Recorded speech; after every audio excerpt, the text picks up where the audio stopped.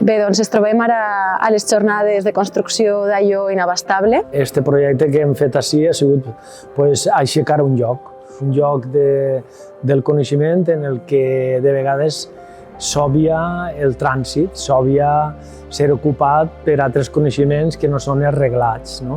Aleshores hem creat aquesta zona, ací en el corredor, per a pensar també de manera complexa i repensar tot allò que ha sucedit arrel de la Dana estos días, ¿no? La idea, digamos, era venir a escuchar un poco qué podía estar abriéndose como pensamiento en Valencia después de la Dana, ¿no? És una excusa al final a través de la qual engeguem una conversa que ens fa sortir d'aquest victimisme paralitzant, no? I ens converteix d'alguna manera en subjectes emancipadors.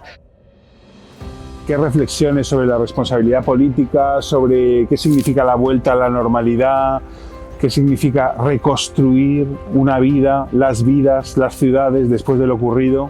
El que he fet ha sigut recollir fang de tots aquests pobles que han estat afectats, d'aquest fang he fet argila, una matèria orgànica que ens permet també la creació, però al mateix temps hem volgut rescatar la seva potència política, ¿no?